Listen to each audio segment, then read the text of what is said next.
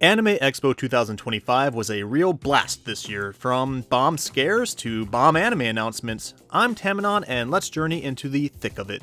Starting off with the obvious, the lines to get in, as usual, were a huge mess, zigzagging every which way. They seem to merge and go in and out like their own breathing organism fueled solely off of nerdy needs. Despite the mob, it was faster to get in this year than any year prior, and the lines moved with incredible speed, at least to get in, where you just tap your AX badge that comes prior in the mail and bam, you're in.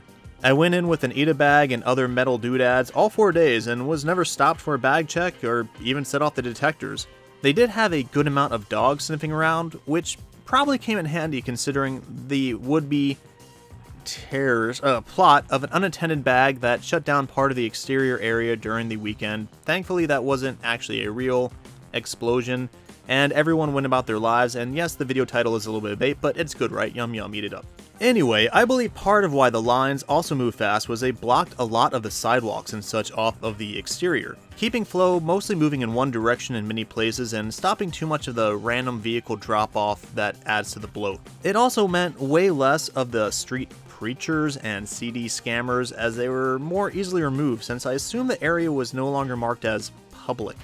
Closing multiple streets so there weren't so many bottlenecks at crossings, while also adding to the overall size of Anime Expo, was really well done and thought about, and I'm glad they increased that from last year. The enormous amount of security yelling, "Keep going unless told to stop, keep going unless told to stop," helped, and honestly the smoothest entrance to Anime Expo I've ever had since the before days in the early, times when you could just walk up the stairs and go to con. Not that, I or anyone else ever did that.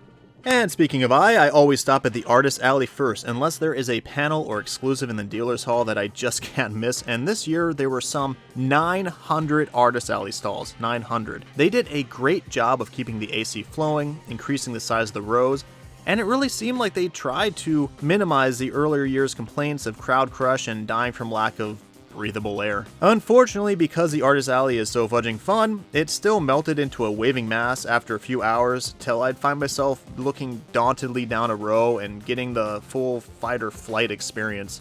I feel the next year I'll do the smart thing and pre-game by looking up the artists I want to hit prior and finding out what I want through their pages. Generally, I prefer to just meander and impulse buy to the dislike of my wallet, but with crowds as they were, it was impossible to see most booths, especially when there's over 9,000 of them. I did pick up some cool items. This really cute Ida shoulder bag from Palette Ghost that perfectly fits a graded TCG slab is a great segue to say I mostly talk about anime and anime card games and anime card game accessories on this channel, so if you like that sort of thing, have a gander around. Ida bags and accessories for them have become a black void for my money, as I saw these mini clear bags and immediately snagged two. I also picked up trinkets for the Trinket Shrine, like this cute Yugi Moto photo card that will fit perfectly on the Yugi X Atom ship shelf. This Yugi Shaker, you know I love Yu-Gi-Oh! I don't actually talk about the card game since I stopped playing before XYZ were released, but the manga is still the best shonen manga ever, and I will stand by that. Speaking of being a 30-year-old boomer, this MMMS Anime Club 2006 shirt from Medium Mushroom, name of the artist, and as soon as I saw it, I knew I had to buy it. I talked to the artist a bit, and it was clear that we were on the same wavelength immediately, and if you don't get it, look up ye old How to Draw Manga books. It's a shirt for a fictional middle school anime club from 2006, and I love it. This Lane Shaker was a preview for more Lane later, and let's all love Lane. Final boomer item being this bludgeoning angel charm that I impulse bought because when does she ever get merged, and much less an Artist Alley. There was also an 18+ section, but that's all just art, so let's move on. Taking the long and arduous journey up the stairs, you come out into the cosplay professional photoshoot area that is also a direct exit area and entrance for some 4 parts of the con, and man, I miss when this area was walkable. But it sort of adds to the charm and experience where you get to dodge others trying to go that way and which, while also gomenasai as you accidentally ended up in photoshoots like a blurry Bigfoot sighting. The Dealer's Hall, which I think is called the Exhibit Hall now, and I'll keep calling it Dealer's Hall because I'm old and stubborn, is up a set of stairs that have the mascots on it, which was real neat, and entering into the hall opens into this giant other world of zoomy tourist traps, or alternatively, content creator bait. And well, I'm making this video, but with so few followers, can I even be considered a content creator? No, so I'm just being a tourist trapped. I mean, look at this hula booth area. It just screams, take photo here, and they had props, etc. to hand you. each year these setups get more and more wild. As a big figure collector, I love hitting up the Good Smile, Kodo, and other manufacturing booths to look at up-and-coming figures. Sometimes you might be hesitant on a scale for pre-order, only to see it in person and really want it. Or the reverse, when you realize a company's idea of a 1/6 scale for 200 diddly-doo and smaller than your hand and painted by Toph from The Last Airbender. Get it? That's a blind joke.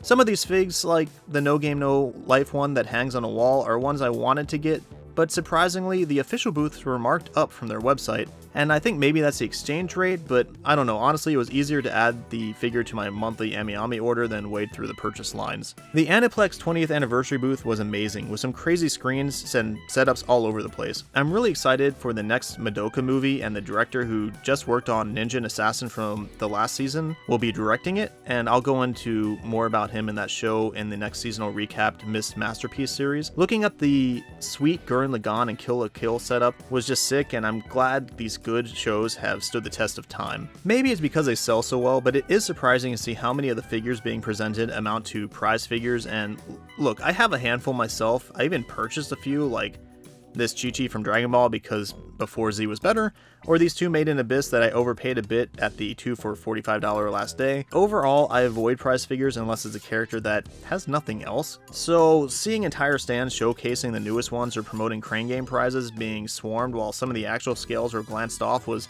kind of funny to see. Now, I'm not a fan of ChatGPT, Crunchyroll, and personally have never subscribed to them, but they do go all out at AX. Their booth was the biggest trap of all, with shiny lights and Demon Slayer selfie areas, and was situated in the far back, where the lights were dimmed. Meaning your trip to the bathroom behind them was equivalent of walking to the toilet at 3 AM without glasses, and I'm sorry to everyone I stepped on. The showcase overall was genuinely amazing, so I have to give it props. And being surrounded by giant screens showing anime is always an experience worth having as a fan. Some of the photoshoot areas, like the Apothecary Diaries section, was just like something out of a live-action film in a bizarre world where those are actually good. Segueing for a moment to the Apothecary Diaries, I managed to get into the panel featuring Aoi Yuki and Seto Osami doing a live dub, and it was amazing. I've been a fan of Aoi Yuki for some time, and seeing her in person was great, but hearing her was magical.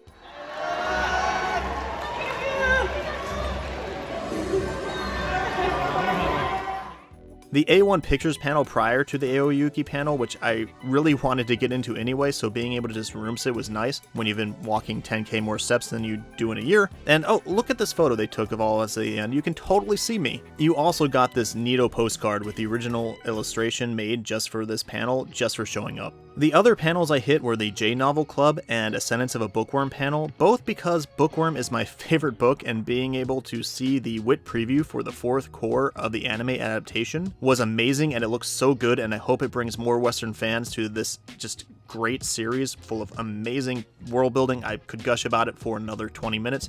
Not going to, just go read it. Now, the Bookworm panel itself, which I think was hosted by a YouTuber Giga, kind of had a major downside for me. And I do... How do I put this? There was maybe 5 minutes talking about the anime adaptation and having the WIT people who worked on it there before they started promoting something completely different and unrelated that was not advertised at all in the panel, really, except for, new releases as well. Like, it really did seem like the panel was going to be about all the Bookworm stuff and maybe a little bit of new stuff, but it was more like the opposite, you know? And you could tell that the room was confused as it was packed with Bookworm fans and cosplayers who were kind of bait and switched. On the plus side, I picked up the latest volume of the actual novel and the fan book volume 4 for something like 30% off at the J-Novel section inside the dealer's hall. And I got to see the best Ferdinand cosplay ever. The dude's cosplay was really well made.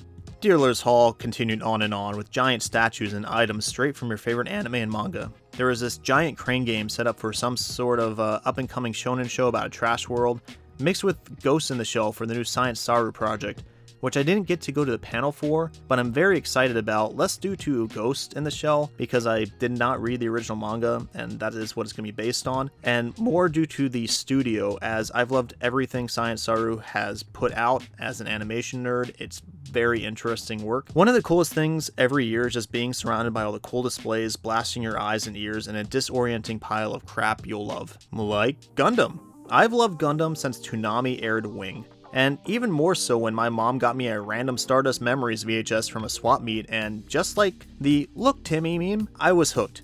After 3 days of trying to get into the booth early, I gave up on the demo, but did manage to snag a starter, along with some friends, which I'll be opening on a YouTube short or something. I was hoping to get the other starters, but it was insane getting anything from this booth. I was in line something like 7 a.m., brought to from the line outside to the hall by like 8 something. They opened the doors at 8:40. I was right at the front, briskly did not run, but briskly walked to the Gundam booth, and already the line was nearing cap. What made it worse was a lot of line cutters, plus a second line for the demos forming, kind of against the line for purchasing items.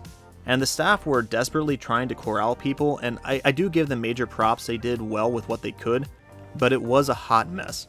Myself and some friends each managed a starter, and I did get the Arsenal base with a playmat because of FOMO, but ended up selling it to a friend because I didn't care for the items inside and they didn't make it into the line. They did make it into the Gundam Quux Ducks panel, and got the foil Machu card, and a bunch of us wanted a playset to run in our games later, which kind of looked impossible to get at first, but thankfully day 4 near the end, the Gundam booth did not care because no one was in line and they had like a fat stack of them. They straight up told us we could keep going through because no one was in line, so all of us got our playsets of the foil Machu and took turns in the Ducks photo area showing them off. I'm hopeful to trade some of them for Char later, but in the meantime I'll take the cute girl resource in a mecha anime card game, as Machu and Yan were probably the only good thing about Quux. I saw on TikTok later some dude having a tantrum because he was cut off or missed out on the Machu, which, considering how crazy the lines are, I understand, but man, someone should have told the dude just to come back day 4. Nothing beats a Jet 2 holiday. And right now, you can save £50 per person. That's Walking away from dealers towards entertainment, you head down the previous hallway of death, which, like last year, is now the hallway of breath. Like, just a small change of adding the dividers continues to help so much with traffic flow. It's insane, and got me thinking that maybe they could use this simple hack in the artist alley to stop people from just crowding in the middle, but that probably wouldn't work due to booth lines and stamp rally madness, but it's a thought, and not all of them are good. But back to this is a great idea, and I'm glad they implemented it. They also have the exterior way across the con going outside, where they closed Pico again, called the AX Crossing, and that is a godsend. The entire area being closed off to outside, freeing foot traffic and adding places to eat or just hang out, was just so nice. The entertainment hall, which in prior years was basically just cool cosplay picture areas, which sadly I don't think they had any this year, and it also used to be card games completely pretty much, has morphed into its own brand of anime video game and other promotional stuff. Kind of a little bit more the corporate side. I saw the Godzilla TCG promoted in Exhibit Hall, and picked up the starter and box from the Bushi area in entertainment, which I'll be posting a pack cracking vid for later, as well as a box sealed gameplay video over on Drunk Crunk Franken's channel later, which the game seems really fun with areas you stomp all over or something like that, and I do love me some 10-ton, 100-foot tall chonkers. The hall also had a giant Beyblade area, and apparently a World Beyblade Championship, which was announced late, and a lot of bladers were upset around North America because it was a small 125 cap tourney, first come first serve, where the top prize was a trip to Japan to blade for America. As a OG blade kid myself, I can understand why that would be upsetting. I plan on getting some of the X-Bays at some point, if only because the new stadium gimmick looks fun. I didn't actually get the chance to go in and play because there was always a line, and honestly there's a lot to do at Anime Expo, but it did look like a lot of fun. Overall, the hall was filled with a lot of gacha game items, like this wedding chapel where my broski Evil Anarchy married and divorced so many times he needs your views to recoup the child support, so if you want a more in-depth Anime Expo videos covering literally everything, check his channel out. Plenty of cool tourist trap booths here to get lost in, crane games galore that had decent payout, or rather so many were playing that the payout seemed decent, and a good area for buying random stuff from the wannabe brands that prior were in the artist alley, and I'm kind of glad they moved them. They still have a large card playing area where I managed to get in some Wii Cross games with alt card gamer Red Zone Rogue that I had the pleasure to meet up with last year and get to know, and I learned once again that you can like something and be terrible at it, as I lost my card games against him. This year had a large amount of off-site events like the J18 sponsored art museum, where you can meet and get a signing from Shiwasu Okina, and props to the J18 team for putting on such a high quality art pop-up for all of us fine art enjoyers. As always, the days of AX go by in a blink and suddenly the post-con blues come in. If you love anime, AX is the con for you. Yeah, it's more corporate and less fan-run than it used to be, but at the same time, the amount of guests, premieres, and actual industry is shot through the roof. It is a Expo now in name and practice. I still say it's fun even if you're going just to peruse and enjoy the atmosphere with friends, but for the price and size, there are plenty of smaller cons that fit that bill. And to those who dislike anime or quote-unquote like it but think parts of it are weird, AX is just awful. It smells bad. There was a bomb threat. You definitely should not come. Please, for the love of God and anime, find something else like sneakers to get into. If you liked hearing me yabber, please check out my other vids about the anime shows you didn't watch last season, or vicariously live through me cracking packs or pretty shiny cardboard you had no clue about prior. And with a like and subscribe to Tamanon, thank you.